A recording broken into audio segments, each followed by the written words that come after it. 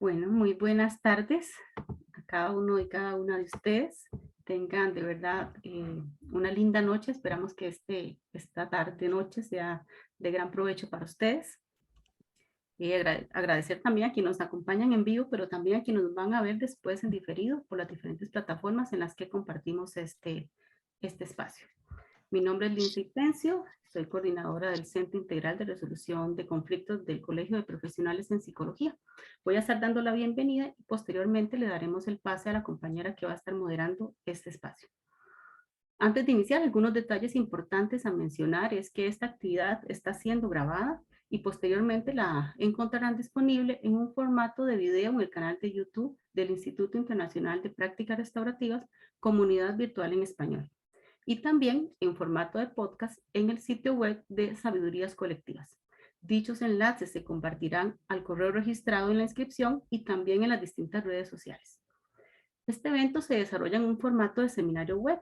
Esto quiere decir que ustedes, como personas participantes, tienen acceso únicamente al chat y al espacio de consultas. No tienen acceso ni a cámara ni a audio. Les invitamos a que en el chat nos comenten de dónde nos acompañan, que nos puedan dar su nombre completo y un correo para enviarles el certificado de participación. Pero sí que nos cuenten como de dónde nos están viendo, que eso siempre nos alegra mucho saber desde dónde se están conectando.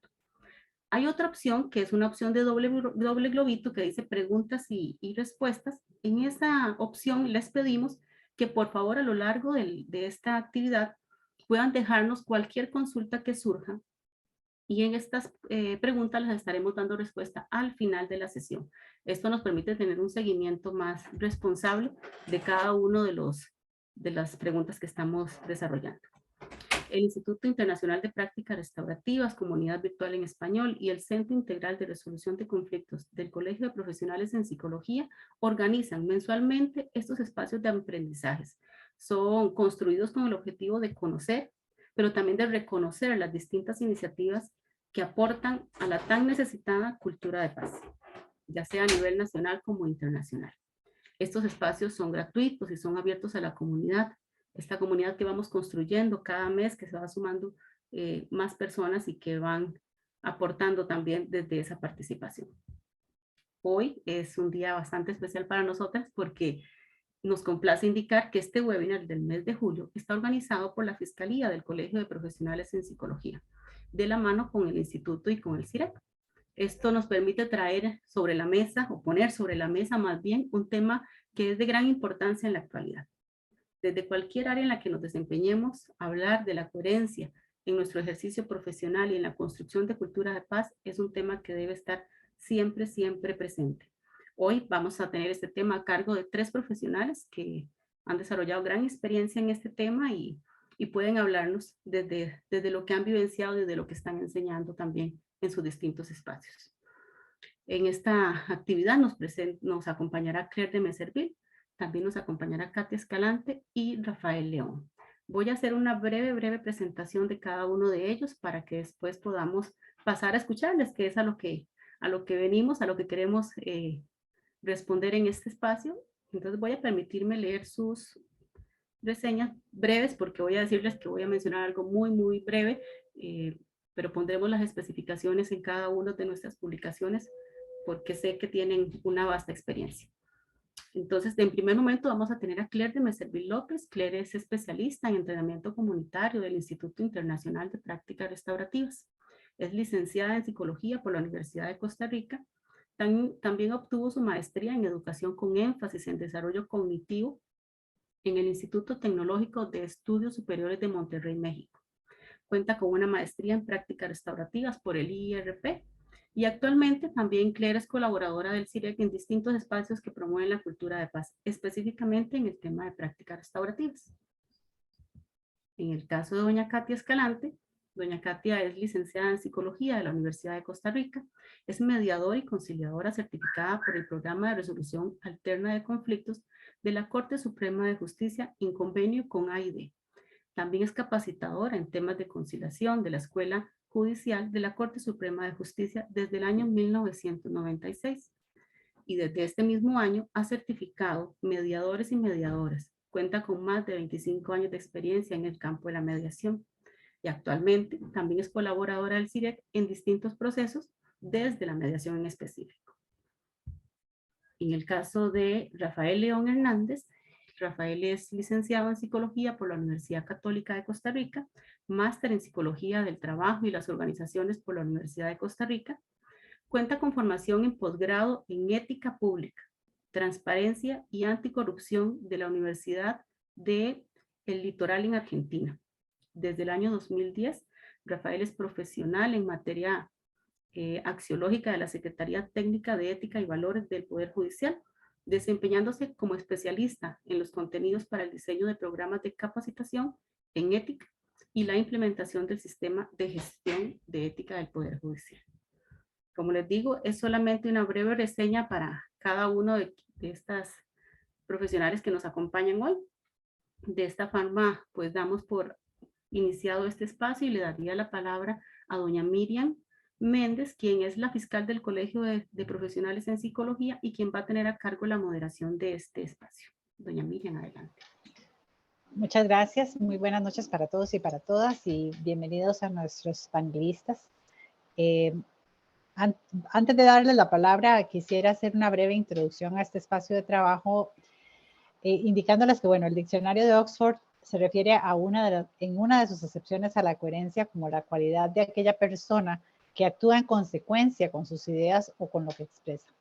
Por otra parte, Rodino y Brenes exponen que la ética conlleva configurar una interrelación entre cognición, afecto y conducta, siendo en este último componente donde se expresa la atención, la intención y la decisión de actuar, de llevar a la práctica por alcanzar la consecuencia y la coherencia en el actuar, por alcanzar el respeto de los demás y ante nosotros y nosotras mismas.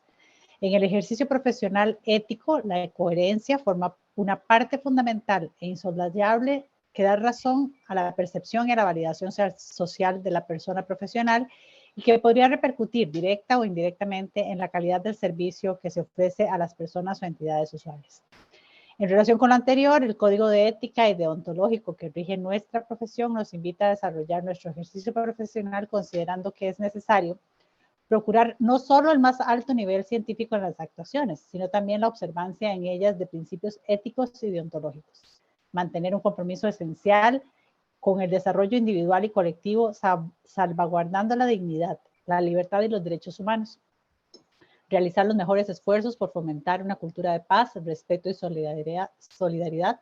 Responder integralmente a los intereses y necesidades del ser humano y de la sociedad como un todo interrelacionado, con el fin de propiciar el bienestar personal y colectivo para el logro del bien común en un ambiente sano y sostenible. Asumir una actitud crítica, responsable, seria, propositiva, cuestionadora y creativa ante la construcción del conocimiento histórico y contemporáneo de la psicología. Mantener una continua capacitación en el ámbito de la psicología, considerando también aquellos resultados que desde una perspectiva interdisciplinaria aporten a su quehacer. Promover las relaciones profesionales basadas en el respeto, la cooperación, la solidaridad y la honestidad profesional. No se debe demeritar el hecho de mantener en todo momento una actitud acuciosa, responsable y crítica. Para ello es necesario un ejercicio sistemático de autoexploración y conciencia, que aunque complejo, nos permita tomar las medidas necesarias para que los servicios que ofrezcamos promuevan en todo momento el bienestar integral de las personas usuarias y que hagan eco de una actitud imperiosa dirigida hacia el respeto de los derechos humanos, de los seres sintientes y de la ecología como todo interrelacionado que a su vez repercuta en la conformación de las sociedades más justas. Muy bienvenidos sean a este espacio de trabajo. Bienvenida Claire, le doy la palabra a usted para comenzar con este espacio de trabajo. Muchas gracias, Miriam, y un saludo muy caluroso pues a Lince y a Katia, a Rafa y a todas las personas que nos acompañan. Es para mí un gusto poder participar en este webinar en una calidad un poquito diferente, tener la oportunidad de comentar un poquito sobre mis propios cuestionamientos, preguntas, conflictos, hablar sobre la coherencia desde el ejercicio profesional de la disciplina psicológica y desde una perspectiva de cultura de paz, pues trae más preguntas que respuestas, pero ciertamente trae una serie de convicciones. Voy a compartir mi pantalla para guiar un poquito mi presentación. Como bien lo mencionó Miriam, la forma en la que yo quería iniciar era un poquito clarificando algunos conceptos. porque ahí partimos de una cierta claridad. Si nos vamos al diccionario de la Real Academia Española y hablamos de coherencia, estamos hablando, como dijo Miriam, sobre esa consistencia entre lo que uno piensa, lo que dice, lo que hace. Acá desde definiciones un poquitico más específicas nos habla de esa conexión, relación, unión, una actitud lógica y consecuente, una unión hasta entre moléculas, y bueno, luego nos habla de sistemas lingüísticos.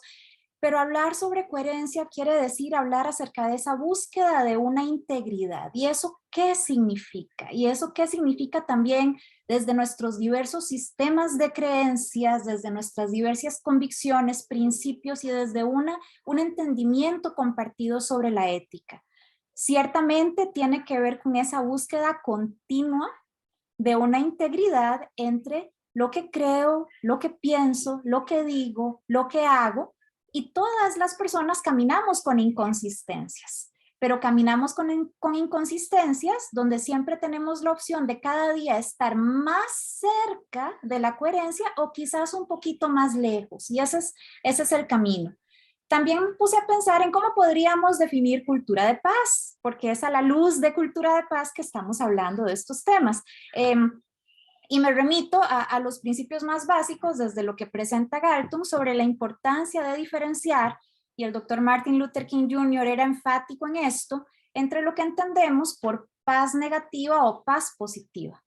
Porque ¿qué significa cultura de paz? Y ahí hago paréntesis. Cultura de paz suena como algo muy lindo. A todos nos gusta la cultura, a todos nos gusta la paz. ¿Quién va a decir que está en desacuerdo con la cultura de paz?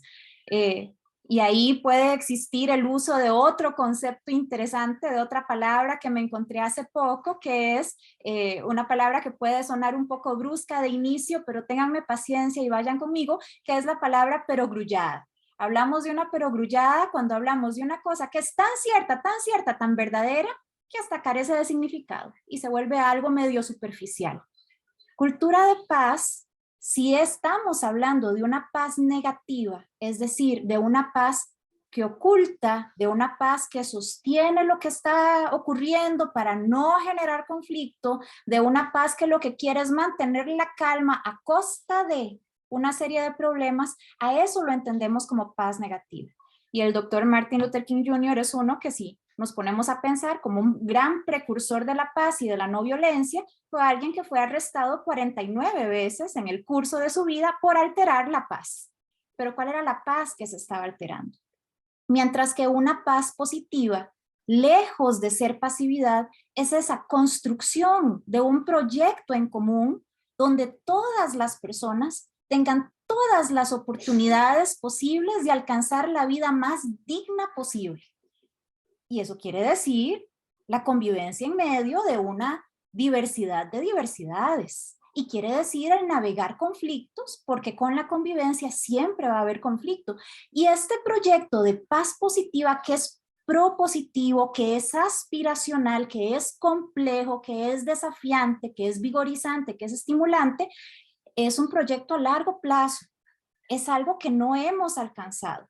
Y a mí me gusta utilizar la comparación con un Gaudí que inicia la construcción de una estructura como lo es la Sagrada Familia en Barcelona en 1886-82. El día de hoy se me escapa un poquito el año exacto, pero cuando él empieza con esta construcción, él sabe que no va a estar terminada antes de que él termine su vida. Él sabe que él va a morir sin ver la lista. La Sagrada Familia, que aún está terminándose en Barcelona, se veía así en sus inicios. Y cultura de paz quiere decir caminar hacia una paz positiva, pero reconociendo que vamos caminando a través de una paz que es en principio imperfecta. Y que quiere decir que vamos a encontrar brechas, errores, preguntas sin respuesta, ambivalencias, inconsistencias y aquí y allá, pero no son cosas con las que nos conformamos, sino es más bien desde esa paz imperfecta cómo seguimos construyendo. Así que hablar de paz imperfecta y hablar de coherencia nos plantea un montón de preguntas. Y cuando yo me puse a pensar, vamos a hablar sobre coherencia y cultura de paz en nuestro gremio y desde la disciplina psicológica. Y acá yo lo que planteo son preguntas más que respuestas sobre mis sospechas de que la salud mental no nos pertenece. Y con esto es que quisiera guiar un poquito las ideas que les quiero comentar. Que la salud mental no nos pertenece como gremio, no nos pertenece como individuos y no nos pertenece como cultura. ¿Cómo le hacemos para hablar de coherencia entonces? Porque hablamos de una salud mental que no nos pertenece como gremio, que las psicólogas, los psicólogos no somos los y las dueñas de la salud mental, porque la disciplina psicológica es interdependiente de lo comunitario, porque la disciplina psicológica es imprescindible en la construcción de salud mental, en el acompañamiento hacia la salud mental, en la dignificación del dolor humano desde una ciencia que lo comprende, que lo estudia, que lo acompaña, pero que es insuficiente para los múltiples niveles en los que el dolor y el trastorno y la enfermedad mental se manifiesta. Que yo sé que salud no es solo atender enfermedad, pero estamos atravesando un momento histórico y como humanidad donde hay mucho dolor que acompañar. ¿Y cómo se construye bienestar y salud? Nuestra disciplina es un componente imprescindible, pero de un fenómeno como lo es la salud mental, que es tremendamente comunitario. Ellis y Dietz escribe en un artículo lindísimo en el año 2017 que se llama La resiliencia comunitaria. Hablan de resiliencia comunitaria, el título del artículo es un poco más largo. Pero básicamente lo que plantean es que la comunidad está jugando un rol esencial en cómo las personas afrontan la adversidad y plantean un arbolito más o menos como este que les pongo acá, donde nos proponen en el follaje del árbol las experiencias adversas en la infancia, este modelo con el que trabajamos desde lo que es desarrollo infantil y juvenil, y cómo existen una serie de experiencias adversas que atentan contra el desarrollo saludable de las personas, que incluyen depresión materna, abuso sexual y emocional, violencia, trastornos psicológicos, divorcio, etc. Y todas y cada una de estas situaciones, desde la disciplina psicológica, las podemos acompañar y ofrecerle a las personas opciones de salud y bienestar para que puedan no solo recuperarse, sino establecer una vida con una calidad muchísimo mejor. Pero no podemos perder de vista que todas estas experiencias adversas que están aquí en el follaje vienen de raíces de situaciones comunitarias, sistémicas y estructurales más amplias, como lo es la pobreza, la discriminación, la carencia de oportunidades de movilidad económica y capital social, condiciones inadecuadas para la vida. Y entonces resulta que la disciplina psicológica, aunque imprescindible, se nos vuelve insuficiente. Y hace muy poquito estaba justamente hablando con una persona, una excelente profesional con muchísima experiencia que no es psicóloga ella, y hablábamos de cómo en ciertas situaciones debería ser un psicólogo, debería ser una psicóloga quien acompañe lo que las personas viven, y ella lo que me decía, pero es que pasa con las técnicas cuerpo, mente y espíritu, que ustedes como gremio tienen mucha aprensión, pero la vida me ha enseñado que existe más trauma y necesidad que psicólogos en el mundo. Bueno, y entonces como gremio, ¿cómo le entramos a esto de que la salud mental no nos pertenece? ¿Y cómo le entramos a esto, inclusive desde la tremenda complejidad y desde el tremendo desafío que sí existen iniciativas que mercantilizan y se benefician del dolor de las personas, vendiendo acompañamientos, terapias o recetas sin tener un conocimiento lo suficientemente reflexivo del dolor humano como para poder darle contención a la persona, o sin una conciencia ética o deontológica de lo que podría ocurrir si esta persona presenta una serie de condiciones o factores de vulnerabilidad. Si hablamos de ciertos tipos de acompañamiento de personas que no tienen la formación, que no tienen las herramientas, qué preocupante es que de pronto alguien esté dando algún tipo de acompañamiento relativamente superficial a una persona con trastorno disociativo de la personalidad o con trastorno bipolar o con una situación social de exposición a la violencia que pone en peligro su integridad emocional, física y de cualquier otro tipo. Pero al mismo tiempo, ¿cómo le entramos a que la disciplina psicológica necesita ser interdependiente de otras disciplinas? Y reconocer ese fenómeno de la interdependencia, que como gremio no somos dueños, sino que somos guardianes y que eso requiere trabajar en colaboración, establecer esa coherencia, es muy desafiante. A mí me gusta recuperar la forma en la que lo describe Judith Butler en su libro La fuerza de la no violencia, ya que estamos hablando tanto de cultura de paz, donde ella nos plantea, hablamos del ser humano y de su capacidad de conciencia, de su desarrollo como un ser pensante. Y lo que nos imaginamos es una persona en la cumbre de una montaña viendo al firmamento.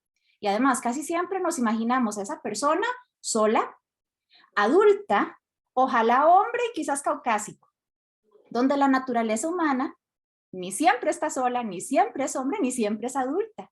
Más bien nuestra naturaleza desde sus inicios es de salir a que nos recuperen unos brazos y de tender unos brazos hacia otros. Es reconocer que somos interdependientes y que en la mayor parte de nuestra vida estamos siendo cuidados o cuidando de otros. Ese reconocimiento de la interdependencia no aplica solo a lo individual, aplica a lo intercomunitario, no solo a lo interdisciplinar, a lo transdisciplinar, porque colaboramos con comunidades, familias y grupos no desde una disciplina, sino desde sus experiencias vividas que se vuelven imprescindibles para que como gremio podamos ser más coherentes en la construcción de una cultura de paz. Estas personas, Dietz y Ellis, estas dos autoras que les comenté sobre resiliencia comunitaria, hablaban sobre los 3 niveles de resiliencia, 3 niveles para enfrentar la adversidad, que son desde la parte más humana y personal, cómo estamos en la parte de salud mental, física, familiar y emocional, y ahí como gremio y como disciplina tenemos un rol y un liderazgo preponderante. Aquí mi familia me está acompañando, pero también existen los niveles de la resiliencia comunitaria, de las redes de apoyo, del empoderamiento, de la cooperación y la resiliencia social desde políticas públicas y servicios más sensibles. Resulta que en estos niveles, ya como gremio, dejamos de asumir un rol de liderazgo y asumimos un rol más de partícipes, de colaboradores. Regálenme un segundito. Dime, mi amor.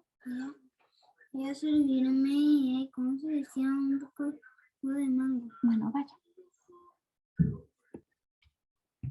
Entonces les mencionaba que la salud mental no nos pertenece como gremio, pero no nos pertenece como personas individuales tampoco, porque ninguno y ninguna de nosotros, si nos hemos formado y nos desempeñamos como profesionales en psicología, asumimos la psicología como nuestra única identidad. Ser psicólogas y psicólogos es una más de nuestras múltiples identidades. Somos más que solo psicólogos, somos personas primero. De este mismo libro de Judith Butler, ella mencionaba, en otras palabras, me dirijo al otro, pero me reparo a mí mismo. Y ninguno de esos movimientos ocurre sin el otro. Kazu Haga, en su libro Resistencia que sana, él decía, sanemos, porque no transformamos el mundo con nuestras heridas, sino con nuestras cicatrices. Y hablar de cómo estamos las personas profesionales en psicología para apoyar a los demás no es un tema nuevo. Cuando hablamos de la coherencia, necesariamente hablamos sobre el autocuidado. En que la mayor parte de nuestra vida estamos siendo cuidados o cuidando de otros. Es parte de la coherencia también, ¿verdad? Y parte de nuestro trabajo con el dolor de los demás quiere decir que estamos a menudo pues exponiéndonos al fuego y que es natural que nos quememos porque no somos menos personas que las personas a las que estamos acompañando. Decía Ursula Le Guin que las personas que niegan la existencia de los dragones a menudo son devoradas por los dragones que tienen dentro.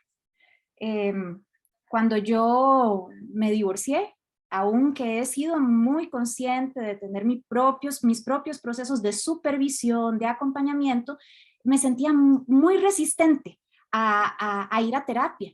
Me ponía muchas excusas, ¿verdad? Es que no tengo dinero, más que me estoy adaptando a una nueva rutina con mis hijos y además el tiempo y un montón de cuestiones. Pero en el fondo, y yo quisiera pensar que la mayoría de ustedes no son como yo espero que no, pero lo que yo pensaba era, voy a ir y ya sé lo que me van a decir. Ya yo sé lo que le diría a alguien que esté en una situación parecida a la mía, porque así es uno a veces también, en este gremio en particular de escindido en cuanto a su propia humanidad. Pero bueno, navegué mis resistencias y fui a terapia. para recibir lo que yo no podía ver, para llevármelo, para empezar a indagar, para luchar contra mis propias resistencias y darme cuenta que no es cierto, que ya sé lo que me van a decir. Yo no sabía qué hacer con tanto y tuve que seguir yendo. Pero nos cuesta mucho, porque con esa identidad de ser psicólogas y psicólogos viene ese, pero es que yo debería saber, o es que yo ya sé, ¿verdad? Y quiere decir que la salud mental no nos pertenece porque no podemos usarla a solas. Esas estructuras tan consabidas de los propios procesos y de la propia supervisión es absolutamente imprescindible, pero acompañada también de los otros apoyos que existen, de los apoyos de esas redes de afecto, de los apoyos de esos grupos familiares, de los apoyos de otras maneras en los que cuidamos nuestra salud mental y bienestar. A mí me gusta el enfoque de Kristin Neff de la autocompasión, donde ella insiste, es que más que hablar sobre autoestima, necesitamos hablar de autocompasión, porque no necesitamos estimarnos tanto como sí necesitamos establecer una relación compasiva con nosotros mismos, una relación donde nos tratemos a nosotros mismos con bondad, donde no nos aislemos pensando es que yo soy muy diferente, es que nadie me va a entender, o es que yo debería poder saber, en lugar de esa humanidad común que dice, es que yo soy tan persona como cualquier persona a la que estoy acompañando y necesito apoyo, y necesito conexión en lugar de aislamiento. Y esa conciencia plena que tiene que ver con esa conexión con el cuerpo, conexión con el bienestar, conexión con una salud, desde nuestras diferentes dimensiones. Y a mí me parece que este enfoque que ella plantea, que es interesante, yo les invito, si les interesa, a buscar las diferentes investigaciones que ella ha desarrollado, es un enfoque de la autocompasión que se orienta también al estar bien para ser coherente con cómo quiero que estén los demás, en lugar un poquito de esa cultura del wellness, y uso la palabra en inglés un poquito adrede, como el bienestar como un bien de consumo, ¿verdad? Que se vende y se difunde, en lugar de pensar en ese bienestar desde esta autocompasión de que el bienestar propio también es el bienestar comunitario, también es el bienestar compartido. Marcela Lagarde, en su nota sobre la soledad y la desolación, hablaba de cómo cuando pensamos frente a los otros, el pensamiento está comprometido con la defensa de nuestras ideas. Cuando pensamos en soledad, podemos dudar. Si no dudamos, no podemos ser autónomas porque lo que tenemos es pensamiento dogmático. Para ser autónomas necesitamos desarrollar pensamiento crítico, abierto, flexible, en movimiento, que no aspira a construir verdades. Es decir, que en tanto estamos teniendo esos espacios de autocompasión, de duda, de reflexión y de pausa, porque ahí es donde se construye la coherencia, en la pausa, en ese detenerme y decir, bueno, ¿a dónde estoy? ¿Hacia dónde voy? ¿Quién quiero ser? Es ser y existir, más allá del hacer, el producir o el entregarse de una manera en la que no hay oportunidad para la coherencia desde lo interno, o como dice la famosa canción de Alejandro Sanz, cuando nadie me ve. Peter Block, cuando habla de sus preguntas de construcción comunitaria y cultura de paz, pone algunas preguntas que me gustaría compartir y proponer rápidamente.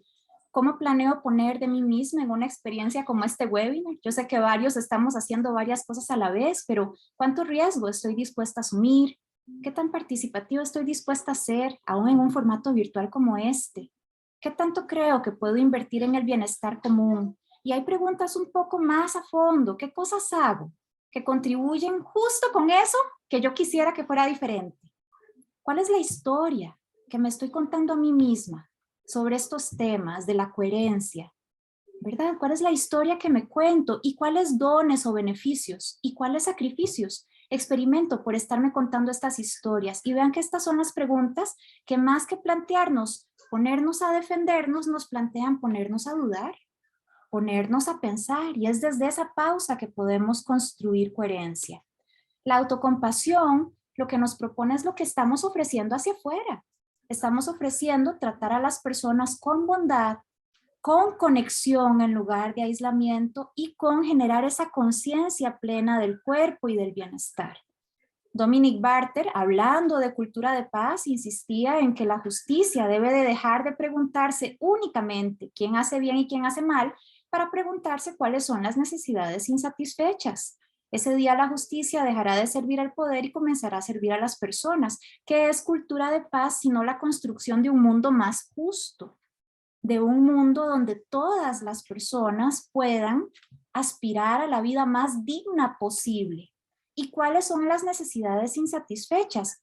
Resulta que la disciplina psicológica es una disciplina excepcionalmente acertada para hacerse este tipo de preguntas y para buscar esa respuesta.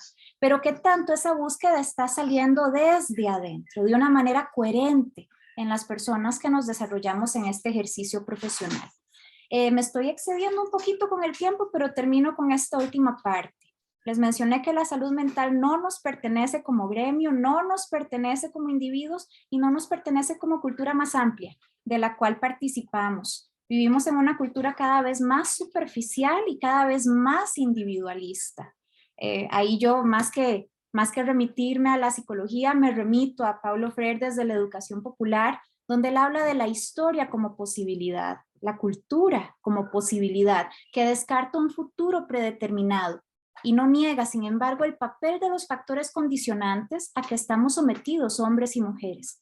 La historia como posibilidad se reconoce como un acto que implica ruptura, la importancia de la conciencia y de la subjetividad, de la intervención crítica de los seres humanos en la reconstrucción del mundo. La historia como posibilidad reconoce el papel de la conciencia construyéndose en praxis. Eso es coherencia. De la inteligencia que se inventa y reinventa en el proceso y no como algo inmóvil en mí, separado casi de mi cuerpo. Reconoce mi cuerpo como cuerpo consciente, que puede tanto moverse críticamente en el mundo como perder su dirección histórica. ¿Y qué hacemos cuando nos damos cuenta que hemos perdido esa dirección? Y reconoce mi individualidad que no se diluye, amorfa en lo social, pero tampoco crece y prospera fuera de lo social. Entonces voy cerrando. Hablar sobre coherencia es hablar sobre corresponsabilidad. Desde nuestra formación, desde nuestra persona, desde nuestra cultura. Y tenemos mucho que aportar. Significa asumir una posición críticamente optimista que rechaza, por un lado, los optimismos ingenuos y por el otro, los pesimismos fatalistas. Significa la inteligencia de la historia como posibilidad en que la responsabilidad individual y social de los seres humanos los configura como sujetos y no solamente como objetos, que no son palabras mías, son palabras de Paulo Freire también. Así que aportamos a la salud mental y a la cultura de paz cuando construimos coherencia, desde un ser interdependiente en lo individual, en lo gremial como disciplina y en esa construcción de una cultura que va en proceso y que es imperfecta, pero que necesita estar cada vez más cerca de un mejor lugar y no cada vez más lejos. Y para eso yo no tengo respuestas, sino pues preguntas, y sé que en las siguientes partes del webinario vamos a poder intercambiar más de estas preguntas. En lugar de poner un muchas gracias en la última lámina, se me ocurrió más bien poner que quedo atenta a las palabras de mis colegas y a sus comentarios, dudas y aportes. Igual ahí queda mi correo y también lo voy a poner en el chat. Y con eso, agradeciendo mucho su paciencia conmigo, que me excedí unos minutos en el tiempo, cierro mi participación. Muchísimas gracias, Claire. Creo que nos dejas un pensamiento muy, muy importante en relación a cuestionarnos realmente sobre la forma en que estamos experimentando y viviendo la coherencia con todos esos elementos que aportas en tu conversación. Le doy el pase ahora a Katia Escalante para que nos ayude con su exposición. Gracias, Katia. Muchas gracias, doña Miriam. Voy a permitirme compartir con ustedes una presentación que nos va a orientar.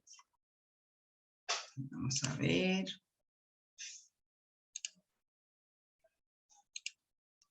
¿Me dicen, por favor, si se ve bien? Sí, señora, es visible. Perfecto, perfecto. Vamos entonces a compartir este ratito y agradezco muchísimo la invitación para hablar sobre la coherencia en el ejercicio profesional de la mediación y la construcción de cultura de paz. Porque un poco de los aprendizajes y los cuestionamientos que nos hace Claire nos lleva precisamente a preguntarnos cómo se construye esa cultura de paz. Y como muy bien lo decía ella, no es tan sencillo. Se dice fácil, pero no es tan sencillo. Yo hice también referencia en este inicio a la definición que nos permite tener la Real Academia Española sobre lo que es la coherencia, y dice que es una actitud lógica y consecuente con los principios que se profesan. Entonces, en el campo específicamente de la mediación, ¿qué significa coherencia? Sería actitud lógica y consecuente con los principios y los deberes que rigen el proceso de mediación. Y vamos a ver qué necesitamos para ser coherentes en este campo y poder decir entonces que la mediación y otras formas de resolver conflictos pacíficas efectivamente construyen cultura de paz. Vamos a ver que la coherencia necesariamente tiene que estar referida a los principios. Cuando nosotros hablamos de mediación, cuando hablamos de coherencia en relación a los principios, entonces lo primero que hacemos es que viene a nuestra mente cuáles son esos principios. ¿Cuáles son esos principios que rigen el procedimiento, el proceso de mediación? Libertad de las partes, información, confidencialidad, contextualidad, participación, no violencia. Y si nosotros hacemos un pequeñito repaso, recordamos entonces que libertad de las partes tiene que ver con el que las personas puedan acceder libremente y voluntariamente a un proceso de mediación y que puedan retirarse cuando así lo desean. El principio de información, que tiene que ver con lo que llamamos el principio de decisión informada, que la gente no solamente conozca qué ofrece la mediación, sino además las consecuencias del acuerdo. La confidencialidad, que nos obliga a guardar la mediación como un espacio secreto. La contextualidad, que siempre nos va a referir a que todo lo que ahí suceda en la mediación tiene que estar referido a las necesidades, a las percepciones, a la realidad de las personas. El principio de participación, que nos dice que definitivamente el protagonismo en la mediación no está en la persona que dirige el proceso, sino en las partes. Y el principio de no violencia, que cobra particularmente importancia porque nos habla de la necesidad de valorar los casos, porque la mediación no es para todos los casos, no es para todos los conflictos. El principio de no violencia nos dice que cuando la violencia ya está presente, la mediación no nos alcanza para resolver el conflicto de manera integral. Vamos a ver entonces que hay algunos riesgos de la coherencia en relación a los principios. ¿Y cuáles son algunos de esos riesgos? Coaccionar, forzar a las personas. A veces no se hace de manera, bueno, piensa uno que no es tan directa, pero en el fondo sí lo es. Cuando, por ejemplo, en nuestros sistemas judiciales, porque es un problema no de nuestro sistema judicial en Costa Rica, es un problema de los sistemas judiciales en el mundo, cuando una persona juzgadora tiene en sus manos la etapa de la conciliación y después, si no funciona la conciliación, le corresponde resolver, en algunas oportunidades se dice, por ejemplo, bueno, debería tratar de llegar a un acuerdo, porque finalmente, ¿verdad? Voy a ser yo la persona que resuelva si ustedes no acuerdan. Eso es una forma de coaccionar. Y eso es una forma de no ser coherente con los principios. Eso es una forma de no respetar el principio de libertad de las personas. Otro de los riesgos es no aplicar el principio de decisión informada. O sea, que las personas no comprendan cuáles son las consecuencias de cada decisión que están tomando. Esto es fundamental en la mediación. Otro de los riesgos es revelar información del proceso de construcción del acuerdo. Sacar información a partes ajenas al conflicto, eso sería como lo más evidente. O, por ejemplo, en la redacción del acuerdo. Cuando nosotros redactamos un acuerdo de mediación, debemos de ser muy, muy puntuales en cuáles son las formas en que puntualmente, valga la redundancia, se va a resolver un aspecto particular del conflicto. Pero nunca podemos transcribir dentro del acuerdo la forma en que se llegó a esa decisión. Otro riesgo es considerar que mi experticia puede fortalecer el acuerdo de las partes en su contenido. Y vean que lo estoy diciendo bien lindo. Considerar que mi experticia puede fortalecer el acuerdo de las partes en su contenido me puede llevar a hacer sugerencias y a sacar de contexto la solución que las partes podrían adoptar. Otro de los riesgos es fortalecer mi liderazgo sobre el protagonismo de las partes. Y ya dijimos, el protagonismo es de las personas que están en conflicto y que están pretendiendo que nosotros les ayudemos de la manera más imparcial posible, de la manera más respetuosa posible. Y otro, vamos a ver, de los riesgos es relativizar y normalizar las formas destructivas de relación entre las partes para no privarlas de una solución alterna. Esto les puede sonar un poco extraño, pero ¿a qué me refiero? A que, y esto tiene relación con el principio de no violencia. En muchas ocasiones se ha argumentado que no debe de llevarse, que no debe negarse más bien la posibilidad de que víctimas de violencia tengan acceso a la conciliación, porque sería una forma más de victimizarlas.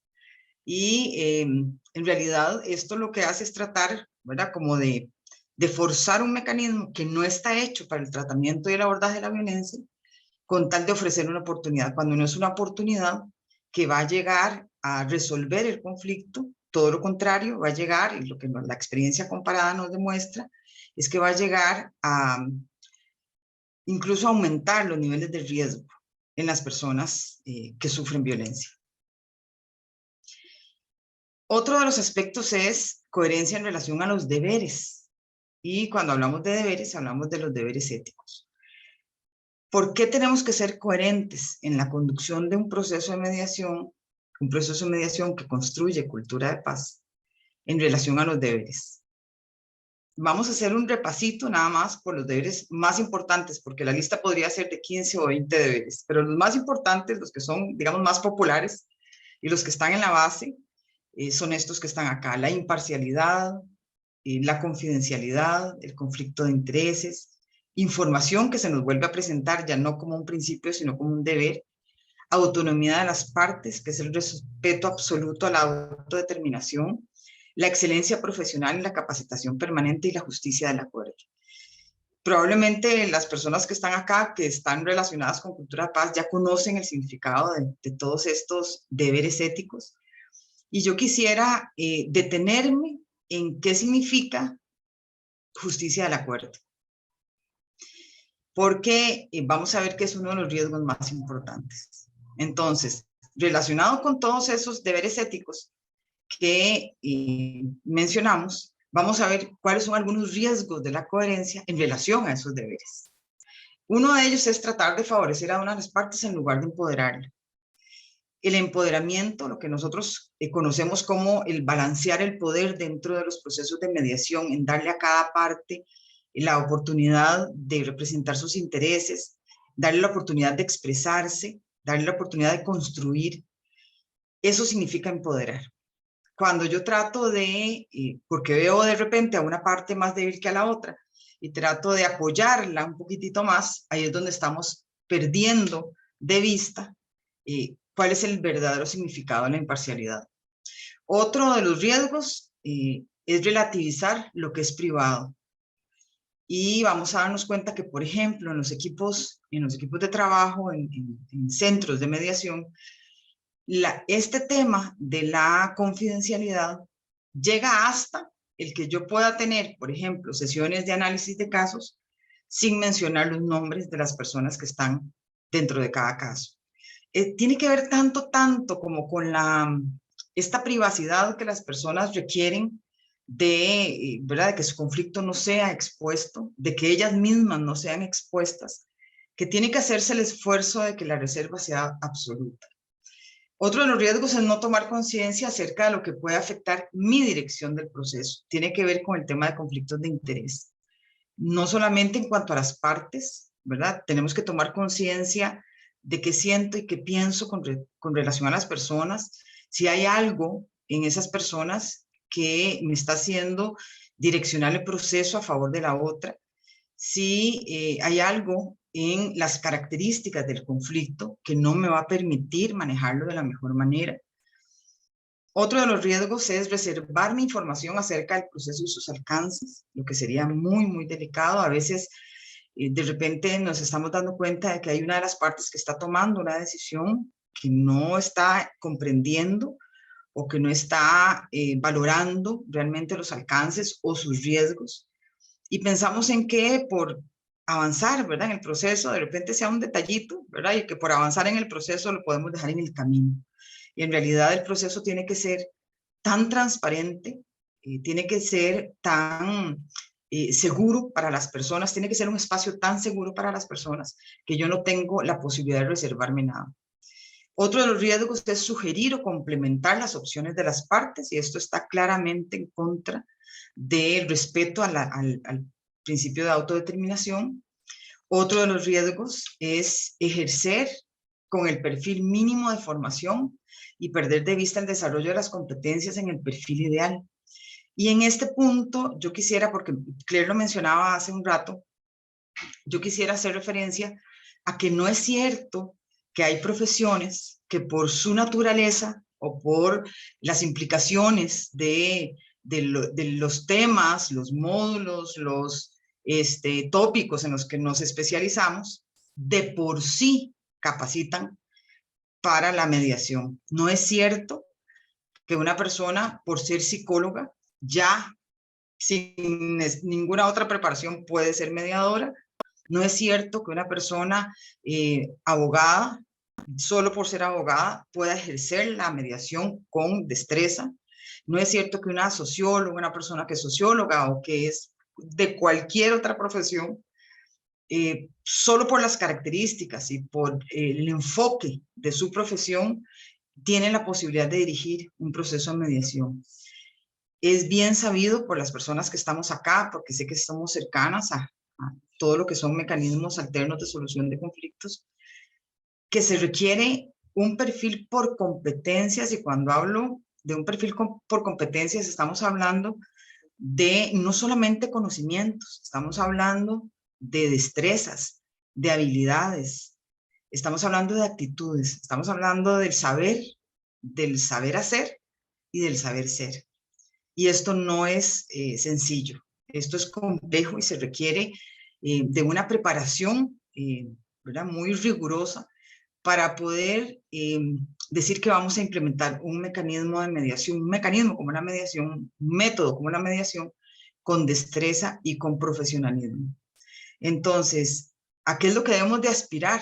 Y nuevamente, ¿verdad?, si yo quiero pensar en que la mediación es una vía para construir paz, tengo que ser muy rigurosa, ¿verdad?, en la forma en que me preparo para efectivamente acercar a las personas a una forma de resolver conflictos que no solamente le permite resolver el conflicto del momento, sino que le permite aprender una forma diferente de resolver conflictos, y justamente por ese aprendizaje es que se abona a la construcción de cultura de paz.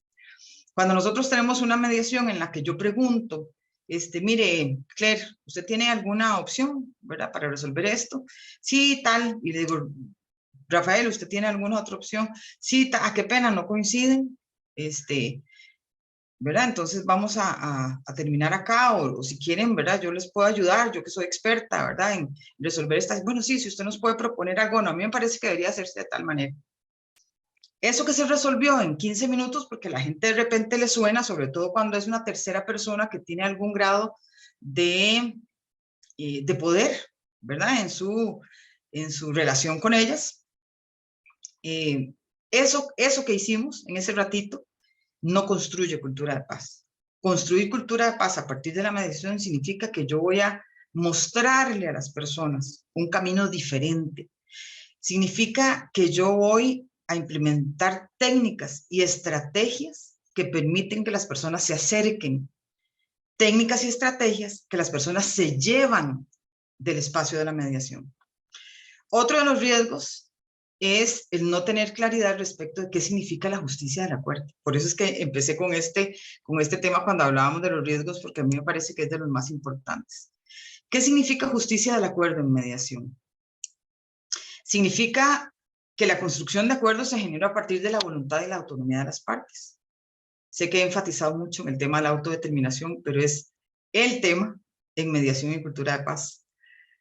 Se enmarca dentro de los criterios de valoración de casos. Este es otro check que hacemos. El marco de acción fue la autocomposición y la autogestión, hacemos check. Las partes manifestaron altos niveles de satisfacción con respecto al proceso y al acuerdo. Se puede corroborar la equidad en los compromisos suscritos por cada una de las partes en el acuerdo. Esto es lo que me dice que un acuerdo fue justo. Entonces, vamos a ver que cuando nosotros hablamos de si la mediación permite construir cultura de paz, podemos decir que sí. Pero, en tanto, la metodología de trabajo responda a la coherencia entre el deber ser y el hacer. Porque es que nosotros debemos de aprender una metodología de trabajo que tenga orden, que tenga precisión, que tenga calidad. ¿Por qué? Porque precisamente a partir de una cosmovisión podemos pensar en que eso que trabajamos en un espacio privado con las partes puede tener una proyección a algo más. Nunca podemos quedarnos con la idea de que la mediación, y hace un ratito lo decía, es un espacio en el que simplemente la gente resolvió un conflicto. No. ¿Cuál es el deber ser? ¿Qué es lo que yo debo de hacer dentro del proceso de mediación? Todo lo que se espera de mí. Tengo que hacer todo lo que se espera de una intervención especializada. Entonces, la coherencia entre el deber ser y el hacer significa que tengo que hacer todo aquello que me lleve a ofrecerle a las personas un modelo, una metodología, una estrategia ideal. ¿Qué implica esta estrategia? Decíamos, bueno, que las personas sientan que ese espacio, vivencien que ese espacio realmente está generando algún cambio en su forma de interpretar los conflictos, que está generando algún cambio en su forma de relacionarse, no solamente con la persona que tiene al frente en ese momento, sino también con la forma en que podría relacionarse con otras personas a futuro con las que también podría tener algún conflicto. Que nosotros demos un espacio de calidad o calidad en ese espacio es precisamente uno de los grandes retos en la mediación. La coherencia entre el deber, en el deber ser y el hacer, es precisamente lo que nos va a ayudar a tener un verdadero efecto. Y yo les comparto aquí esta caricatura que me llamó mucho la atención, igual que Claire, no quise terminar con un gracias, sino con algo que nos haga pensar. Entonces, yo igual quedo a disposición, espero no haber hablado muy rápido, pero quiero respetar el espacio que me otorgaron porque he aprendido muchísimo de Claire y quiero aprender muchísimo de Rafael. Así es que de mi parte eso sería todo. Doña Miriam. Muchísimas gracias, Katia. Todo un reto aprender de la coherencia en el ejercicio particular del trabajo de la mediación. Creo que nos pones un montón de elementos súper interesantes para reflexionar, porque efectivamente muchas veces de las dificultades más comunes que encontramos es creer que las sabemos de todas porque la profesión nos ha dado los instrumentos para. Así que muchísimas gracias por los retos que nos has planteado con la conversación. Le damos el pase ahora a Rafael León en el final de este espacio de trabajo. Bienvenido, Rafael. Hola, hola, buenas noches ya a todos, todas. Un placer, un gusto haber escuchado las dos presentaciones previas. Y bueno, yo no soy mediador, a esta altura de mi vida ni siquiera sé si soy psicólogo, pero o ya lo dejé de ser, pero sí voy a hablar del tema de la coherencia al final de cuentas, pero desde un ámbito más amplio, entre lo que es la vida pública y lo que llamamos a veces la vida privada. Y para eso, bueno, como presentaron trabajo directamente con el tema de la ética, pues voy a hablar un poquito de ética. Y esto es algo que escuchamos muchas veces con diferentes formas, que la gente nos dice, por ejemplo, que lo que yo hago en mi vida privada es asunto mío, que no deberían nadie meterse, nadie importarle. Una vez que salgo del horario de trabajo, del consultorio, de la oficina, donde quieran, ya es mi tema y puedo hacer cualquier cosa. Bueno, vamos a hablar de ese tema y vamos a hablar de que eso puede ser una falacia, una mentira. Y como les digo, yo trabajo en ética, dando clases, y cuando escucho esa frase de mi vida personal es mía y yo hago lo que quiera, me recuerda siempre esta caricatura que había hace algunos años, que me identifico, ¿verdad? Yo no podría hablar de lecciones de ética, hablar de ser una persona pues con cierto nivel de moral y decir, bueno, mi vida privada soy un perfecto corrupto, algo no me gusta, ya me trabajo a la casa. Eso es lo que pienso siempre. Así que vamos a hablar de esta falsa dicotomía, ¿verdad? Que existe una vida pública, una vida privada. Eso no quiere decir que no tengamos derecho a un espacio personal, obviamente, ¿verdad? Y nuestros gustos y otras cosas, pero los límites a veces no son tan claros como uno quisiera, como uno pretende. Y para hablar un poco de ética, pues quiero hacer una aclaración de qué es ética, porque a veces creemos que tener ética es ser perfecto, cumplir las leyes o cosas de ese tipo y no va por ahí. Tener ética es básicamente como irse de vacaciones. Ya me explico un poquito qué quiero decir con esto. Cuando usted va a ir de vacaciones, lo primero que hace es ver cuándo, si le alcanza el dinero para empezar, ¿verdad? Cuándo puede irse, con quién va, si con familia, si con amigos, a qué lugar quiere ir. Y ahí usted hace su plan de viaje, más o menos. Ahora, yo no sé si les ha pasado que alguna vez usted está a punto de irse de viaje, enciende la radio o las noticias y se da cuenta que la ruta por la que usted pensaba irse amaneció cerrada. Ante una situación de estas, ¿qué hace una persona en su sano juicio? Oye, pues básicamente echarse a llorar un ratico, sentirse un poco frustrada, que es normal, pero después hay que actuar. Uno puede decidir postergarlas si es posible, a veces no, a veces o tomar las vacaciones ya o no hay otra forma. Y si ese es el caso, pues buscas rutas alternas. O sea, ¿cómo llego a ese lugar que quiero ir pese a las dificultades que se me presentan? Bueno, la vida es así. Ustedes se plantean proyectos de lo que quieren a nivel personal, profesional, familiar, lo que usted quiera, y siempre va a aparecer algún problema, alguna dificultad, alguna persona que se cruza en el camino y llegar a donde querías no es tan fácil. Piensen, por ejemplo, estudiar una carrera universitaria.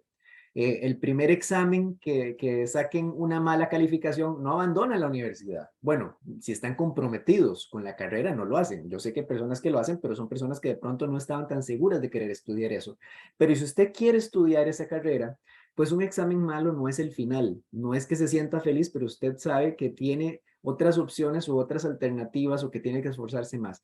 Igual en un trabajo, no es que el primer problema que tengamos uno abandona el trabajo y ahí vamos. Cualquier proyecto implica que hay que solventar los obstáculos. Y hay una cosa más. Yo diría, por ejemplo, si voy de vacaciones, de pronto me puedo encontrar una manifestación, gente protestando por los impuestos, por el gobierno, por lo que usted quiera. Y yo podría decir, bueno, yo voy para la playa, atropello a todos y llego a la playa. No. También implica respetar a las otras personas. Y esto es básicamente el papel que tiene la ética. Tener claros nuestros proyectos de vida en el ámbito personal, ámbito familiar, digámoslo así, comunitario y también profesional o laboral, y a partir de ahí tomar decisiones, pensando en nosotros mismos, nosotras mismas, pero también pensando en cómo afectamos a otras personas. Y les pongo esta definición de ética que a mí me encanta, que es de José Luis López Aranguren, Aranguren para los amigos, y él lo ponía así.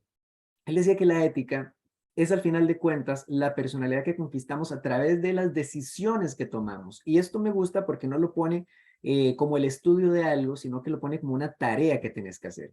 Porque cada vez que tomas una decisión vas construyendo la personalidad que tenés. Y si ustedes lo piensan, quienes eran ustedes hace 2 años es muy diferente a la persona que es ahora. Bueno, tal vez no muy diferente, pero no es igual. Y eso se debe pues también al ambiente, a otras personas, pero mucho se trata de lo que has decidido. Y cada vez que usted toma una decisión, va forjando rasgos en su carácter. Y la ética se trata de eso, de hacerlo conscientemente, de ir forjando la persona que queremos ser a partir de las decisiones. Y eso lo convierte en una tarea constante que jamás se acaba. Ahora, esas decisiones pues tienen varios ámbitos. Todos ustedes son seres humanos, según entendí. Si no fuera el caso, por favor, me corrigen. Somos seres humanos, pero también somos ciudadanos y ciudadanas. ¿Qué quiere decir? Que lo que uno aspira en su vida, lo que uno puede llegar a ser, es diferente si uno vive en Costa Rica que si vive en México. Es diferente si usted vive en el pueblo, donde está viviendo ahora, en el pueblo de La Par. Y la persona que se ha cambiado de casa lo sabe. La vida es distinta dependiendo de donde te toca vivir, ¿sí? Y finalmente, pues está el ámbito laboral, ¿sí? No es lo mismo trabajar en una ciudad que en otra, en una organización que en otra, por lo privado, por lo público, o sea, el trabajo que tengas, pues también afecta a la persona que sos. Uso este banquito básicamente para representar que ocupamos un equilibrio. Bueno, ya entramos un poco el tema de la coherencia. A veces nos dicen que una cosa es el trabajo y otra cosa es la casa. Yo no me imagino una persona que se la pase todo el día trabajando, feliz de la vida, dedicándole mucho tiempo y al final del día llegue a su casa, encuentre todas las cosas en la calle y diga, ay, sí es cierto, es que hoy me embargaron y tengo que buscar casas. No, si vos tenés un problema de deudas, un problema familiar, un familiar enfermo, en el trabajo pensás en eso. No es que te consume, digámoslo, uno trata de sobrellevar la situación, pero te afecta el nivel de atención, el cuidado de los detalles, cómo tratas a las otras personas. No podemos negar que nuestra vida personal afecta nuestro ejercicio profesional. ¿Por qué? Porque si los negamos, los problemas se hacen más grandes. Hay que aceptarlos y aprender a sobrellevarlos, manejarlos, porque la negación, comprenderán ustedes, no es útil. No es útil en este caso. Igual al revés. Yo no me imagino que una persona tenga muchos problemas en su trabajo, llegue a la casa y se le olviden esos problemas, ¿sí? Ahora, eso también implica que hay que tener una dedicación equilibrada entre las diferentes facetas de la vida. No todo es trabajo, ¿verdad? Yo sé que hay gente que pasa 23 horas al día trabajando y queda una hora más o menos para golpear la cabeza contra una pared. Eso es como si la patita del banco que diga laboral fuera muy grande y las otras muy pequeñas. Tarde o temprano eso te va a pasar la factura. Llámele salud emocional, física, relaciones interpersonales, pero te pasa la factura. El banquito se cae. Igual al revés, si usted hace el trabajo mal hecho para salir del paso sin poner la atención debida, pues sería como si esa patita que dice laboral estuviera floja y tarde o temprano, pues también el banquito peligra. Así que uso esta imagen para decir, bueno, reconocer nuestra humanidad, reconocer el factor ambiental, reconocer nuestra profesión como un condicionante de la persona que somos y que tenemos que mantener un equilibrio y una coherencia. Aunque sean aspectos diferentes, aunque las relaciones sean distintas, si ocupamos saber que lo que pasa en un lugar de tu vida va a afectar a los otros. Yo no creo en estas personas que dicen, mi vida personal es un desastre, pero eso no me afecta en el trabajo. Tarde o temprano, si no arreglas lo que te sucede allá, se te desarregla lo que está sucediendo aquí. Y bueno, entrando al tema laboral, ¿verdad? Que es una de las patitas del banco, algunos de ustedes pues trabajan en organizaciones, otros tienen ejercicio propio, pero de todas maneras, aunque sea su consultorio o sea una oficina X, lo primero que cualquier persona tiene que saber es para qué existe esa organización en la cual trabaja, para qué la sociedad la necesita. Y también está el tema de la profesión o el oficio, ¿verdad? En este caso, mediadores, mediadoras, psicólogos, abogados, no sé, lo que sea. Voy a poner un ejemplo externo y ustedes lo adaptan a su realidad. Piensen en una escuela como organización. ¿Para qué sirve? Pues una escuela sirve, diría yo, para que los niños y las niñas vayan ahí y aprendan algo. Digo yo, para que tengan una mejor vida. Pero si usted piensa en la maestra, ya hablando de una profesión, o el maestro igual, pues usted sabe que esta es la persona que está ahí para darle las lecciones, para ayudar a ese proceso de aprendizaje. ¿Ok? Cambiemos de oficio. En una escuela que tengan comedor, digamos, por lo menos en este país es normal que las escuelas tengan comedor para los estudiantes. Una persona que trabaja en ese comedor alimentando a los niños tiene que saber que un niño con hambre no aprende tan fácil. O sea, el vínculo directo entre la alimentación y la capacidad de aprender, en la capacidad de poner atención, de estar presente en clases. Aunque mi trabajo sea otra cosa, no educar, sino alimentar, yo tengo que saber la relación entre ese proceso y el proceso educativo. Alguien que trabaja limpiando en la escuela, pues también tiene que saber que un niño que se accidenta porque había un reguero de agua que nadie limpió, pues eso va a afectar su capacidad de estar ahí en clases. Un niño que se enferma, de verdad, una niña que se enferma porque el ambiente está sucio, está contaminado, pues no va a ser tan fácil que reciba la lección o incluso pueda ausentarse. Cosas tan sencillas como que un ambiente sucio, contaminado, oloroso, eso afecta la capacidad de concentración. En resumen, no importa lo que usted haga en una organización, en una carrera, usted necesita saber cómo esto está relacionado con un proyecto más grande que su labor específica. No se trata de tareas, sino de un proyecto más allá de esa tarea. ¿Por qué? Porque solo una persona que tiene claro para qué sirve su organización, si es el caso, o su profesión, puede realizarse en su vida. No es lo único que necesita. Uno necesita el dinero para comer, diría yo. Uno necesita un buen ambiente laboral, sí, pero también necesitamos que nuestro trabajo tenga sentido, que tenga un sentido con el que nos podamos vincular, porque solo así uno puede sentirse comprometido y sentirse realizado, realizada con ese trabajo que hace. Ejemplo, hablemos de la salud en términos generales. Bueno, piensen en un médico, y también psicólogos pueden aplicar. ¿Para qué sirve una persona que se dedica a un área de la medicina? Bueno, básicamente, pues para prevenir que una persona se enferme, si es posible, para ayudarla a curarse, si es el caso, o para ayudarla a vivir con su condición, si no se puede curar. Pues eso pasa. ¿Qué sucede cuando una persona que trabaja en medicina se concentra más en hacer dinero y de pronto empieza a cobrar, qué sé yo, por medicamentos que la persona realmente no necesita porque tiene un convenio con la farmacia? Pues su eje está dejando de hacer la salud y está empezando a hacer otras cosas como el dinero. ¿Hay un delito? Sí, evidentemente.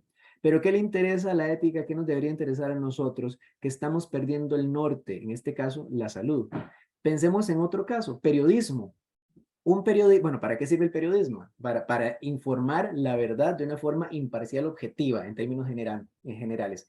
Pero un periodista que de pronto hace titulares engañosos para vender más, para hacerse famoso o famosa, tal vez no está quebrando la ley, tal vez no está cometiendo un delito, pero está faltando a su profesión porque su profesión le busca a informar la verdad. Ahí es donde vemos cómo estamos perdiendo esa coherencia en el ejercicio profesional. Bueno, y cada uno de ustedes pues podrá aplicarlo a su profesión.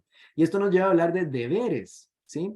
No deberes en el sentido de que la ley te exige, que sí la hay, no deberes pensando en un código deontológico, un código profesional, sino los deberes que son libremente asumidos. Cuando usted decide ir a un lugar, por ejemplo, de vacaciones, usted toma el camino que va a ese lugar, no porque alguien lo obliga, sino porque usted quiere llegar a ese destino. Cuando usted estudia una carrera, usted sabe que debe estudiar, que debe prepararse, pero no porque alguien lo obligue, sino porque usted está comprometida con ese destino. Esos son los deberes que me interesan en este momento.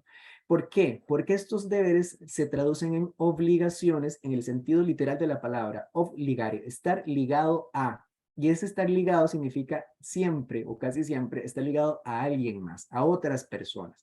Y en profesiones como las nuestras, que son orientadas a la salud, a las personas, a ayudar a alguien más, pues es muy fácil darse cuenta que lo que nosotros hacemos en nuestro ejercicio profesional, pues afecta, repercute en esas otras personas. Y aterrizo finalmente al tema que les decía, vida pública, vida privada. Eso es lo que normalmente nos han metido en la cabeza, que son dos ámbitos separados. Pues déjenme decirles que también existe algo muy importante, que es la vida privada con trascendencia pública. ¿Qué quiere decir esto? Permítanme decirles un ejemplo. Digamos que yo estoy en mi casa y lo que yo haga en mi casa uno podría decir que es mi vida privada y no tiene por qué afectar mi profesión, mi trabajo.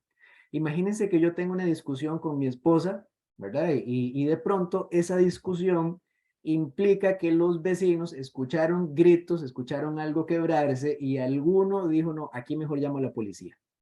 Eso que de pronto era privado, entre comillas, trasciende y se vuelve público porque otras personas lo conocen. ¿Qué aspectos de nuestra vida privada pueden hacerse públicos? Cualquiera. Una discusión con sus vecinos, una salida a comer con unos amigos, la forma en que usted conduce el vehículo por la calle. El tema es que cualquier cosa que usted haga, si de pronto alguien se da cuenta, alguien lo publica, y perdón, vivimos en una época que todo el mundo anda con una cámara en sus bolsillos, ¿no? Para hacerlo un poco más drástico, se puede transformar en un evento de conocimiento público y eso hace que nuestra vida privada pues se restrinja un poquito más allá de lo que quisiéramos. Pongo 3 titulares, nada más para ilustrar un poquito. El primero, médico ebrio y armado se accidentó en auto. Aquí no importa si era Juan Pérez, no importa, no, es que era un médico. El segundo, bueno, aquí en Costa Rica fue famoso, unos muchachos que se fueron de fiesta, estudiantes, ¿verdad? Durante el tiempo que había restricciones, por COVID. Entonces, no importa cómo se llame, lo que importa es cuál es su oficio, cuál es su profesión, y abajo, bueno, ese mejor ni lo digo, pues es donde trabajo. El tema es que cuando usted comete una infracción en su vida privada, llamémoslo así, está afectando a su profesión, está afectando a su gremio. ¿Por qué? Porque la camiseta, el quehacer profesional, no nos lo quitamos. En el momento en que alguien te identifica como una profesión, con un trabajo específico, pues vas a tener esa imagen siempre, aunque estés en tu tiempo libre. Por eso, nuestra vida privada, pues se vuelve también en un espacio de publicidad. Bueno, ¿qué podemos hacer? Porque digo, no es que usted pierda el derecho a ir a un restaurante, ir a una película, salir con amigos, no. Déjenme darle algunos tips que llaman para tomar decisiones, ¿de acuerdo? Ya sea en este caso o en cualquiera. Primero es pensar si una decisión que vamos a tomar nos haría feliz o digamos estaríamos tranquilos, tranquilas si saliera mañana en las noticias. Esto es lo que llaman el principio de publicidad. Si yo tengo problema con que algo que yo haga se haga público, de pronto es un buen criterio para tomar la decisión. Así que traten de pensar siempre que tienen una cámara viéndolas, y eso les va a ayudar a tomar mejores decisiones. La segunda, ¿hay alguna regla universal que se aplique en este caso? Cuando usted tenga que tomar una decisión, piense si estaría de acuerdo con que cualquier otra persona hiciera lo mismo. Por ejemplo, alguien dejó, por decir algo, un billete mal colocado y usted dice, me lo llevo. ¿Usted estaría de acuerdo con que otra persona se lleve su dinero en una situación similar? Si usted dice, la regla aplica en unos casos y otros no, ahí tenemos un problema. ¿Sí? Está bien que yo me salte la luz roja del semáforo. Bueno, es que ya llevo mucho tiempo haciendo cola, haciendo fila. Bueno, estaría bien que todo el mundo haga lo mismo, ¿verdad? Eso es un criterio, digamos, de universalidad. Y lo uno con el tercero, ¿qué pasaría si toda la gente hiciera lo mismo? Yo no sé si ustedes han visto, de pronto hay una fila de autos y algunos inventan un carril imaginario para brincarse la presa. Bueno, ¿qué pasaría si todo el mundo hiciera eso? ¿Qué pasaría si todas las personas decidieran robar? ¿Qué pasaría si todas las personas decidieran irse antes de su trabajo? Ya uno sabe que de pronto dice, bueno, la sociedad colapsaría. Así que si nos damos licencias a nosotros que no le damos a otras personas, pues ahí tenemos ya otro criterio para tomar decisiones. Luego, el tema del resultado, eso es importante. ¿Qué va a producir al final esta decisión? ¿Va a ser algo bueno? ¿Va a ser algo malo? ¿Va a ser bueno para mí o va a ser bueno para la sociedad en general? En temas éticos no es solo el resultado, sino los medios. Ustedes sabrán que obtener buenos resultados por medios incorrectos, pues tampoco es la idea. Así que tenemos que tener cuidado en esas dos dimensiones. ¿Qué efecto podría tener en mi carácter? Vean, esto es importantísimo. La ética, como decía Aranguren, ustedes lo vieron, se formula o se configura a través de las decisiones que tomamos. ¿Qué pasa si yo me acostumbro a mentir? ¿Qué pasa si yo me acostumbro a hacer las cosas medio mal hechas? Llega un momento donde usted ni siquiera nota que lo está haciendo mal. ¿Por qué? Porque se vuelve un hábito, un parte de usted. Y si lo hacemos a nivel colectivo, a nivel organizacional, pues peor. Y finalmente, si esta acción, si eso que voy a hacer es congruente o no con los valores o principios que yo digo tener. Ejercicio fácil, hagan una lista de cuáles son los valores o principios. Bueno, otro día podríamos hablar de qué significa valores, principios, en qué se diferencian, en qué son iguales, pero hablemos de ahora que son como sinónimos. Y usted dice, yo quiero ser una persona, qué sé yo, honesta, responsable, sincera, hágase una lista. Puede revisar los del código, ¿verdad? De la profesión. Cuando vaya a tomar una decisión, usted diga, bueno, una persona que es honesta, responsable, etcétera, haría esto, no lo hace. Si no es congruente esa acción con esos principios que usted dice que quiere tener, pues ahí tiene otro criterio para tomar decisión. Así que ahí les dejo, bueno, la lista no es mía, ahí tienen la dirección, por si gustan, pues revisarla. Y bueno, como el tiempo era limitado, sí quiero compartir una historia final, como anécdota. Este es mi final, como dicen. Yo una vez salí con un amigo que era fraile, o sea, sacerdote, para los que no saben, en su día libre, y él iba pues vestido de civil, o sea, no llevaba hábito ni nada de eso, y salimos a comer a un restaurante cualquiera. Él se pidió una cerveza. ¿Está prohibido tomar cerveza? No, no se preocupen, no voy por ese lado. Pero de pronto, estando ahí, llegan, él trabaja en una escuela dando clases, llega dos padres con su hijo, y el muchacho reconoce a su profesor que es fraile, vestido de civil, tomando cerveza y se escandaliza. Los papás no, ya más acostumbrados, lo saludan y todo bien, pero vamos a ver, algo que es muy útil es saber que usted es una figura pública. No es como los que salen en televisión, ¿verdad? Bueno, alguno tal vez sí lo haga, pero por lo general no. No estamos en televisión. Usted no es alguien, un político famoso, pero cuando usted ejerce una función pública, o sea, dirigida hacia el público, no digo que trabaje en el sector público, sino que usted interactúa con otras personas. Si por casualidad te encuentras a esa persona en la calle, en el supermercado, en el banco, en cualquier lado, vos vas a ser una figura pública para esta persona y te va a juzgar según lo que piensa que sos vos. Así que no digo que no esté bien tomarse una cerveza porque no te encuentre tirado en la calle, ¿verdad? Y que no puedes levantarte. Que no hay problema en que te vea viendo una película por diversión, ¿verdad? Pero tampoco que te vea colándote en la fila, que no hay problema en que te vea en el estadio celebrando, pero que tampoco te vea maldiciendo al árbitro, a los jugadores. Al final de cuentas, cuando usted se da cuenta de que usted está en el ojo de otras personas, puede regular muchísimo mejor su conducta. Así que eso se los dejo como un tip. Considérese una figura pública y a partir de ahí tome decisiones y verá que de pronto pues tendrá un filtro que le ayudará a hacerlo mejor. Yo hasta ahí llego, ¿verdad? Porque sí, el tiempo es corto, pero quedo a su disposición para las preguntas que vengan. Muchísimas gracias. Bueno, gracias, Rafael. Voy a pedirle a todos y a todas las compañeras que enciendan sus cámaras y vuelvan todas conmigo aquí al espacio de la ventana.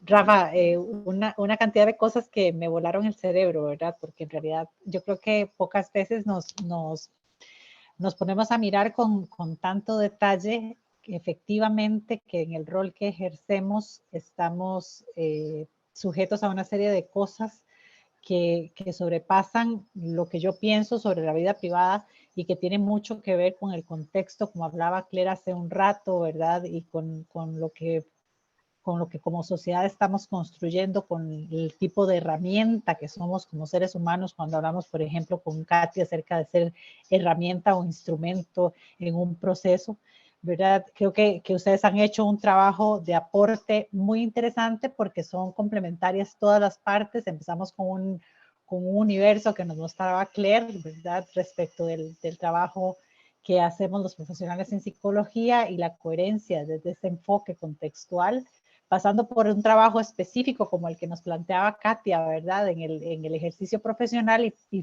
finalizando con esta que es una reflexión muy a título personal, ¿verdad? En la reflexión más privada e íntima con lo que hacemos y con la forma en que el mundo también espera que personas como nosotros, que ejercemos un rol que quiera o no tiene un gran factor de poder, es necesario que tengamos una conciencia clara de lo que eso implica en las relaciones con otros y con otras.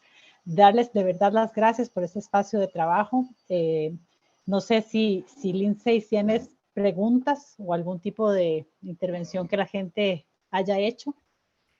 Teníamos una pregunta justamente en el espacio de preguntas y respuestas. Claire la ha contestado, pero igual podríamos plantearla para ver también si tienen algún comentario al respecto. Doña Miriam, dice Laura, ¿qué hacer para adoptar una actitud tendiente a la cultura de paz? Para que la actitud tendiente a la cultura de paz no sea un motivo para ser percibido por el entorno anacrónico como violento o negativamente crítico. No sé si la misma Claire que contestó acá quiere detallar un poco la respuesta, o los compañeros, doña Katia y Rafa. Sí, tal vez yo lo que puedo empezar mencionando, mi hijo justo me estaba haciendo una pregunta, pero ahorita le contesto.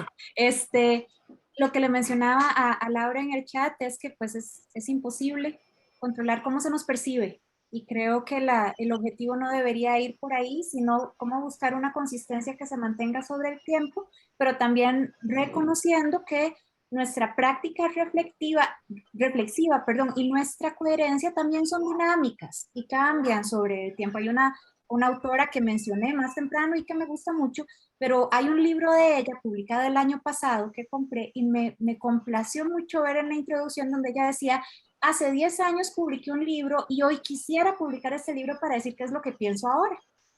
Y creo que eso es parte del ejercicio coherente, ¿verdad? Sobre el tiempo permitir que haya crecimiento, que haya evolución. Un momento, mi amor. Pero dentro de ese crecimiento, de esa evolución, sobre el tiempo mantener esa consistencia. No podemos controlar cómo se nos percibe. Hay personas que van a ver con suspicacia todo lo que tenga que ver con cultura de paz o todo lo que tenga que ver con cualquier tema específico. Ahí la cuestión es que las acciones son las que hablan más que las palabras, ¿verdad? Entonces, no sabría qué más agregar. No sé si Rafa, sí, Katia. Sí, yo quisiera hacer referencia a algo que para mí es una convicción, y es que el cambio, vamos a ver, cómo las personas nos ven, va a ser el resultado de la forma en que yo efectivamente lo que proyecto es lo que pienso. Entonces hay que asumir responsabilidad al respecto, ¿verdad? O sea, no sé si me expliqué. Si yo, por ejemplo, en el campo de lo que es construcción de cultura de paz, o sea, si nosotros realmente hemos incorporado en nuestro ser esta visión, lo que se note desde afuera necesariamente va a tener que ser eso, ¿verdad? El problema es cuando, y hay muchísimo de esto, qué pena decirlo, hay muchísimo de esto en nuestra sociedad, es cuando yo soy una persona discursiva, ¿verdad? Cuando hablo de cultura de paz y en realidad no vivo la cultura de paz, ¿verdad? Cuando no es una convicción, cuando no es algo que tengo desde adentro. Porque, por ejemplo, cuando nosotros trabajamos el tema de comunicación, el cómo, ¿verdad? Porque en mediación tiene una importancia muy especial el tema de la comunicación no verbal, y de repente la gente dice, es que yo a veces trato de disimular, ¿verdad? Pero ¿cómo hago para controlar que no se me note? No, es que la única forma de que no se le note es que usted cambie su forma de pensar. Si usted cambia su forma de pensar, tenga claridad de que eso es lo que se va a notar, porque así es el lenguaje corporal. Entonces, el ocuparnos, yo pienso que Rafa nos decía algo súper importante, es darnos cuenta de que lo privado no es tan privado, o sea, que definitivamente siempre vamos a estar, ¿verdad?, en el ojo de, pero en la medida en que yo sea consecuente y coherente, ¿verdad?, con lo que pienso, eso no me debería de preocupar.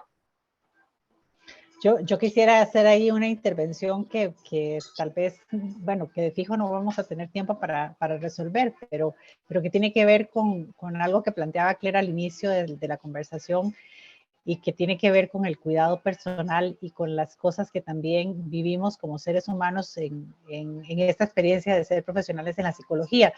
Y es que muchas veces, tratando de mantenernos en la coherencia de un rol que ejercemos como profesionales, quedamos atrapados en nuestra propia historia y en las violencias que están en nuestro entorno.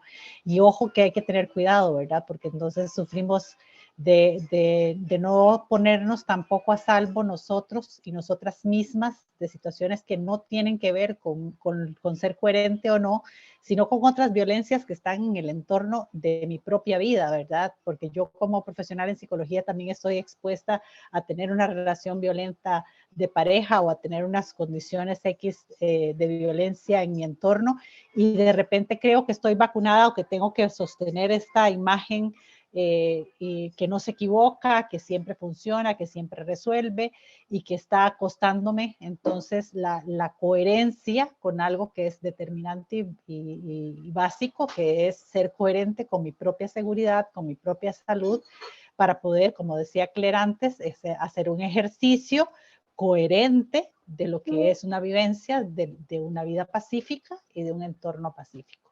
Entonces, con esa pedrada directa al panal, ¿verdad? Creo que tenemos muchos otros espacios que nos podríamos llevar horas aquí conversando. Rafael, ¿querías decir algo?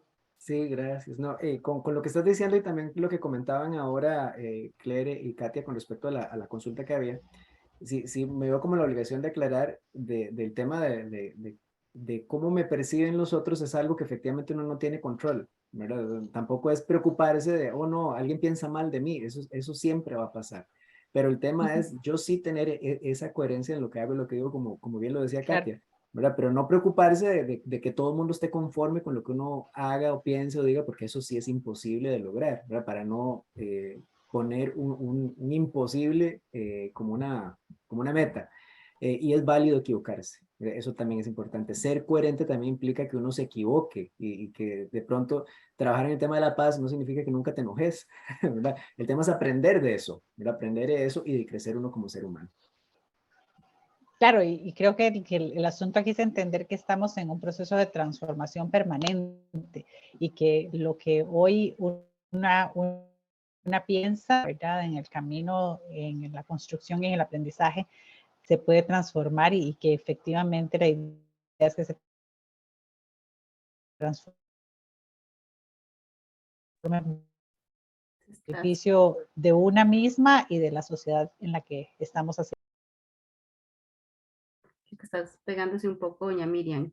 Mientras regresa, bueno, nada más decirles que hay varios comentarios en el chat de agradecimiento por la forma de que han expuesto, de los temas tan relevantes en los que hemos ido detallando, que aunque es un tema grande, cada uno pudo desarrollar desde su expertise la importancia de ser coherente desde cualquier área, ¿verdad? Entonces creo que eso es algo valiosísimo también del espacio. Fundamental salir del protagonismo, dicen cuando hablamos del tema de mediación, que eso es algo que vieras creo que cuesta. También quitarse el sombrero de psicólogos cuando estamos siendo mediadores, también es otra tarea grande, ¿verdad? Que tenemos. La gente muy agradecida, muy encantada. Vamos a ver, ¿qué por acá? Ingrid dice que su vida cambió desde que se hizo esas preguntas, Rafael. Creo que todo si nos ubicó un poquito o nos desubicó para ubicarnos, nos sacó de la zona de confort. Entonces, son mensajes de agradecimiento de parte de cada una de las personas que nos están acompañando. Vamos a ver. Dice Ingrid que hace unos años se cuestionó su actuar en su carrera y si alguna de esas personas podría resultar una cliente a futuro que le tocara su puerta, y ahí modifiqué mucho a nivel personal y hasta el día de hoy. Nosotros hablamos también de, bueno, cómo de esto que enseñamos y todo esto de lo que hablamos, incluso del autocuidado, cómo llevarlo a la práctica antes de, porque es algo importante, porque después nos encontramos también, y bueno, y esa coherencia es valiosísima, que encontremos fuera después alguna persona que hayamos acompañado en un proceso, pueda ver eso también en nosotros, eso que hemos enseñado. Entonces, hay bastantes mensajes de agradecimiento. Yo creo que es un panel de lujo, doña Miriam. Da para sesión 2. Nosotros siempre sacamos sesiones 2, vieras, Claire y yo. Siempre sacamos sesiones 2, pero no sé si quieres cerrar de alguna forma y después poder invitarles al webinar del mes siguiente.